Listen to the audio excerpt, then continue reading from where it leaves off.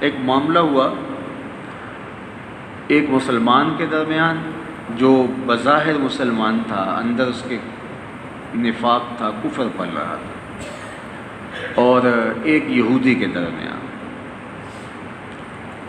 اور فیصلہ حضرت نبی اکرم صلی اللہ علیہ وآلہ وسلم کے پاس آیا تو آقا کریم علیہ السلام نے جب مقدمہ کی سماعت کی تو جو فیصلہ بنتا تھا اس یہودی کے حق میں بنتا تھا، تو حضور نے فیصلہ میرٹ پہ ہی کرنا تھا اور میرٹ پہ ہی کیا، تو اس کے حق میں فیصلہ دے دیا۔ اس نام نہاد کلمہ گو کو بڑا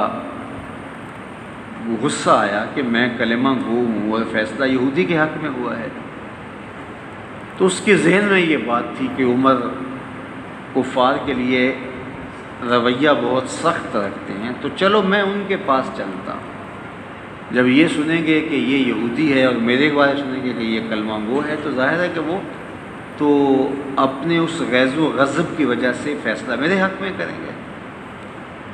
حضور کے دربار سے نکلے تو کہا کہ میں اس مقدمے کو حضرت عمر کے پاس لے کے جانا چاہتا ہوں۔ یہودی سچا تھا، اس نے کہا کوئی بات نہیں، چلتے۔ حضرت عمر کے پاس پہنچے اور اس نے ساری کہانی سنائی جس طرح کی گھڑی تھی۔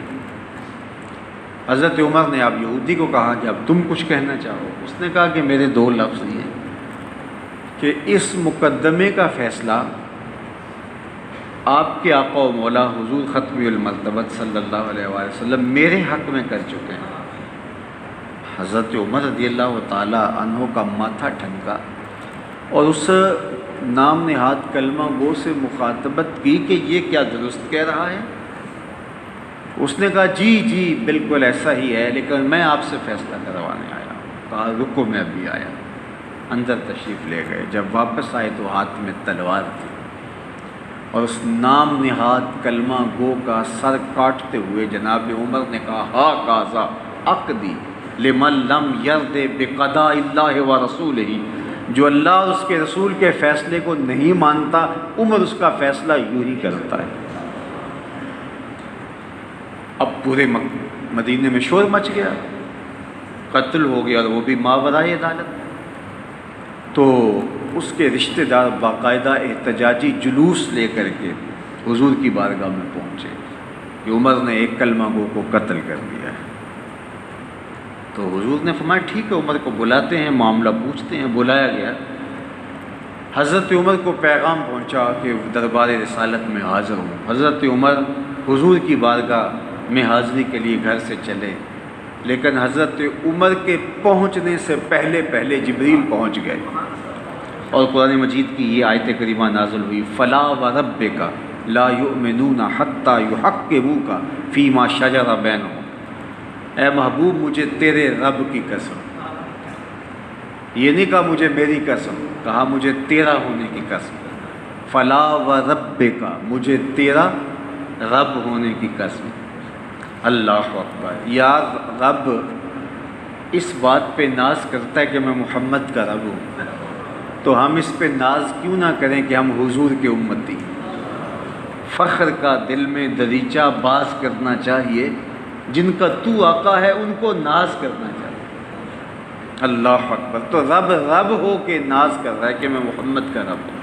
فلا وربک، محبوب تیرے رب کی قسم، لا یؤمنون حتی یحکموک فیما شجر بینہم، مجھے تیرے رب کی قسم اتنی دیر تک کوئی شخص مومن ہی نہیں ہو سکتا جب تک تیرے فیصلوں کو تسلیم نہ کرے۔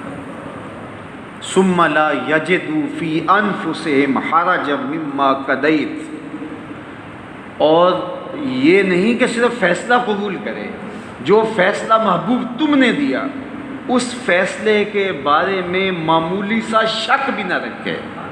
حرجا مما قضیت، جو آپ نے قضا کیا، جو فیصلہ کیا، اس میں معمولی تشکیک، شک، حرج بھی دل میں نہ پائے۔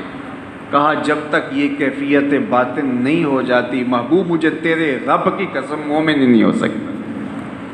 یہ تو کہتے ہیں مومن کو قتل کیا ہے، وہ مومن ہو ہی نہیں سکتا کہ فیصلہ تیرا ہو اور پھر وہ کسی اور کے پاس فیصلہ کروانے لے کے جائیں اور اس کو رد کر دیں، یا آپ سپریم کورٹ سے کوئی فیصلہ ہو جائے اور پھر لوئر عدالت کے اندر آ جائے کوئی، تو عدالت کہے گی یہ کیا تماشا ہے، جب وہاں سے فیصلہ ہو گیا، یار جب فیصلہ رسول اللہ نے کر دیا تو اب حضرت عمر کے پاس آ رہا ہے، تو حضرت عمر نے کہا تم ہوتے کون ہو؟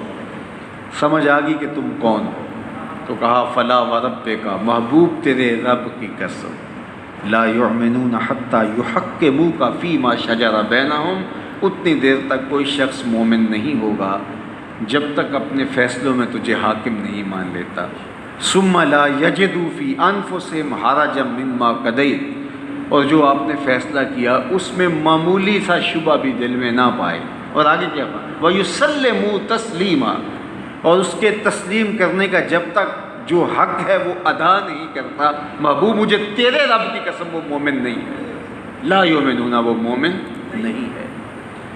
تو یہ حضرت عمر رضی اللہ تعالی عنہ تھے۔